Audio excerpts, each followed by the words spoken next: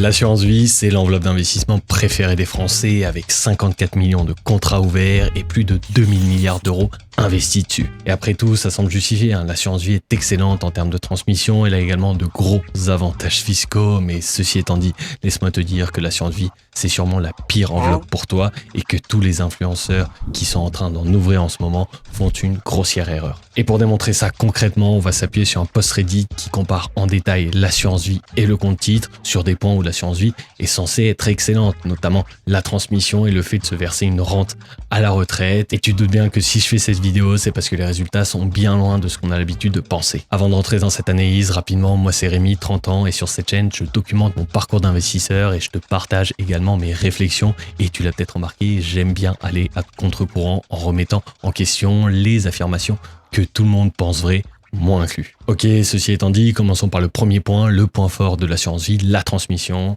Je meurs demain, mon fils est mon seul héritier, qu'est-ce qui se passe, qu'est-ce qu'il récupère, quelle taxe il paye? Pour ça, commençons par poser des notions importantes qui vont être utilisées dans toute cette démonstration. Tout d'abord, l'assurance vie, à la transmission, il y a un abattement de 152 500 € sur les impôts. C'est-à-dire qu'en deçà de ça, on ne payera aucun impôt, il n'y aura pas de taxe en plus. Par contre, au-dessus, on va payer un tarif forfaitaire qui va commencer à 20%. Cependant, attention à un point qui est souvent omis, lorsque le propriétaire du contrat décède, alors le contrat doit être dénoué, les titres sont vendus et qui dit vente dit peut-être plus-value, et dans ce cas, il y aura les prélèvements sociaux de 17,2% qui s'appliqueront sur toutes ces plus-values. Du côté du compte titre, il va suivre la taxation successorale classique, le barème progressif qui peut monter jusqu'à 45%. Ça, clairement, ça coûte très cher, mais il y a quelque chose qui est peu connu, mais qui avantage considérablement le compte titre, c'est qu'au décès du propriétaire, le compte titre n'est pas clos, il peut être donné, et quand on donne un compte titre, on a ce qu'on appelle une purge des plus-values, c'est-à-dire qu'on va annuler totalement les plus-values. Toutes les plus-values que j'ai faites durant ma vie, il n'aura pas à les payer de son côté. Ceci étant dit, tu as les principales notions qui vont t'aider à comprendre cette analyse. Passons aux simulations de ce Reddit. Sur les graphiques qu'on va regarder aujourd'hui, on va voir en abscisse la durée d'investissement, donc plus tu vas à droite, plus tu investis longtemps. En ordonnée, on va avoir le capital investi, donc plus tu es haut, plus tu as de capital investi. Et enfin, on va avoir la couleur qui représente en fait l'écart relatif à la transmission entre l'assurance vie et le CTO. Donc plus on a du vert intense, plus l'assurance vie est avantageuse, et plus le rouge est fort, plus c'est le CTO qui est avantageux. Là, il y a un truc qui va nous sauter aux yeux, c'est que à gauche, on a du vert, à droite, on a que du rouge, et on a une ligne quasiment verticale qui vient séparer les deux zones. Et ça veut dire quoi? Ça veut dire que dans l'intervalle globalement de temps, 20 ou 30 ans, les deux contrats peuvent se valoir, mais par contre, en dessous, l'assurance vie est extrêmement avantageuse, et par contre, après, le CTO devient beaucoup plus intéressant. Et ça, c'est pourquoi? C'est que le CTO, certes, on va payer plus de succession, on va être plus imposé sur ça, mais par contre, on a un vrai avantage, c'est qu'on n'a pas des frais de gestion annuels, contrairement à l'assurance vie, qui va toujours venir avec un pourcentage en fait de ton capital qui part chaque année. Et d'ailleurs, ici, dans le titre du graphique, tu peux voir qu'on a pris un profil prudent, donc qui va avoir des rendements autour de 3%, et qui a aussi une assurance vie avec 0,5% de frais. Il faut savoir que c'est vraiment quand même la tranche basse des frais sur une assurance vie. Il y a quelques assureurs en ligne qui proposent ça, notamment Linksa. J'ai d'ailleurs fait une vidéo si ça t'intéresse. Mais par contre, si tu es chez une banque traditionnelle, tu vas être plus à 0,8, 1%, voire encore plus. Et c'est même pas dit qu'il n'y ait pas des frais au versement. Donc là, tu te doutes bien, l'avantage serait encore plus fort du côté du CTO. Après, on peut se demander pourquoi cette ligne noire a une forme aussi étrange. Et ben en fait, tout dépend de comment on est imposé. Par exemple, avec l'assurance vie jusqu'à 152 000, on a le fameux abattement sur les impôts. Donc là, voilà, on va avoir égalité. Ensuite, on va commencer à être imposé. Donc l'assurance vie perd du terrain. Et puis après, il va y avoir des changements en fonction des différentes tranches d'imposition. Et un autre truc intéressant, c'est qu'on peut voir que pour les énormes patrimoines, on a une asymptote qui se forme parce que finalement, on est dans les dernières tranches d'imposition, 31,5 pour l'assurance vie et 45% pour le CTO. Donc ce graphique, finalement, il nous dit quoi? Eh ben, pour un profil prudent qui investit sur des actifs avec un rendement autour de 3% par an, alors, bon, excuse-moi du terme, mais si cette personne prévoit de décéder dans moins de 20 ans, l'assurance vie sera plus intéressante, alors que si elle prévoit de vivre encore plus de 27 ans, alors c'est le CTO qui sera beaucoup plus intéressant. Mais là où ça devient intéressant, c'est si on décide d'augmenter le rendement. Donc on passe d'un profil prudent à un profil équilibré qui a investi sur des actifs qui ont des rendements autour de 5%. Et là, tu reconnais toujours la ligne, mais tu peux voir, elle s'est comme décalée vers la gauche. Pourquoi? Eh ben, le rendement a augmenté, donc les intérêts ont augmenté, surtout sur le CTO qui n'est pas freiné par ses frais de gestion annuels. Et aussi, à la fin, on n'oublie pas, on passe l'arme à gauche, on peut purger nos plus-values sur le compte titre, alors que sur l'assurance vie, on va devoir payer prélèvements sociaux et impôts si on est au-dessus de l'abattement. Donc là, ça veut dire que pour un profil équilibré, au-dessus de 23 ans, le CTO est toujours vainqueur. Et maintenant, si on augmente encore le rendement et on passe à 8%, le CTO profite encore plus de cette purge sur les plus-values. Et là, il devient la meilleure solution à partir de 18 ans. Après, il faut rester réaliste.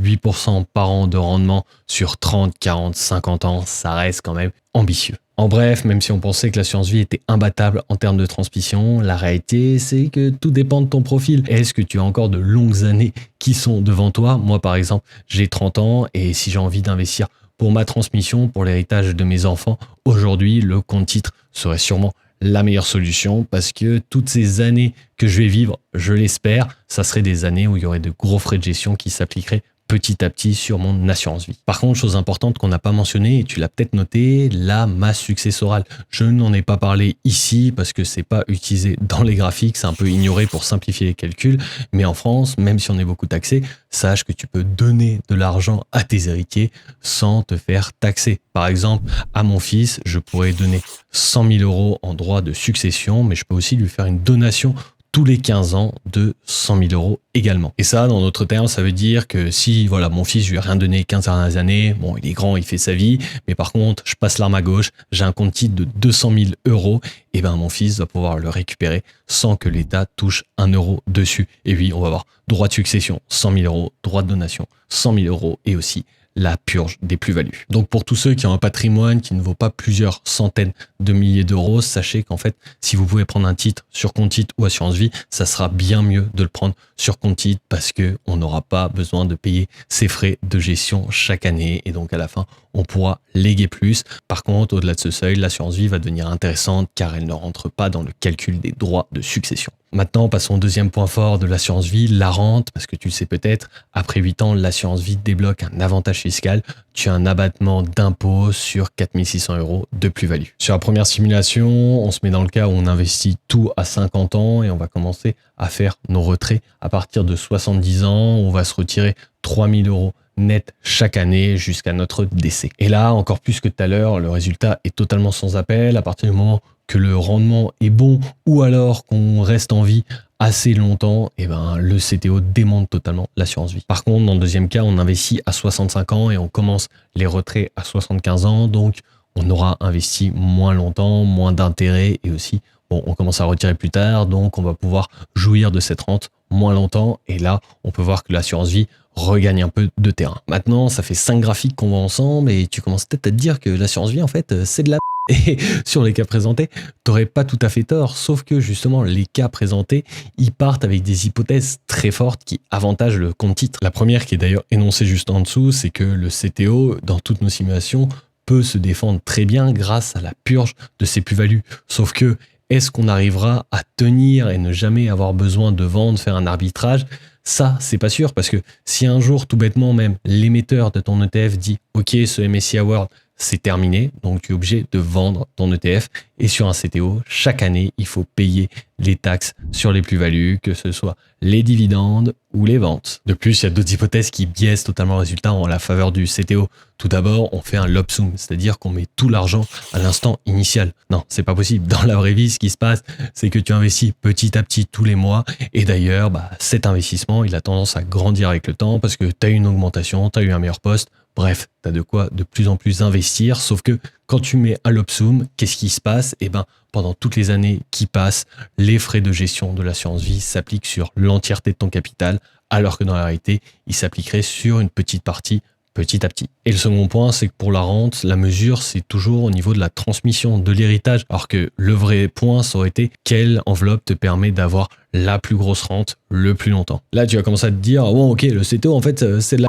aussi. Et sur certains points, oui, Mais c'est pour ça que justement, moi, mon point de vue, c'est qu'il faut pas se dire l'assurance vie, c'est bon pour la transmission, le CTO, c'est bon pour une rente. Non, tout dépend de ton profil. Tu as 30 ans et tu veux investir 100 000 euros sur un ETCR pour préparer ta retraite, et bien alors le CTO est la meilleure solution parce que sur l'assurance vie, les frais finiraient par te rattraper sur le long terme. Alors que si tu as 55 ans et tu veux investir 100 000 euros sur un ETCR pour préparer ta retraite, eh ben, l'assurance vie sera une meilleure idée parce que tu pourras te faire une rente en payant moins de taxes grâce à l'abattement. Maintenant, si on veut vraiment investir en terme, il y a plein d'autres points à considérer. Déjà, l'assurance vie, elle a un vrai avantage, c'est sa stabilité fiscale.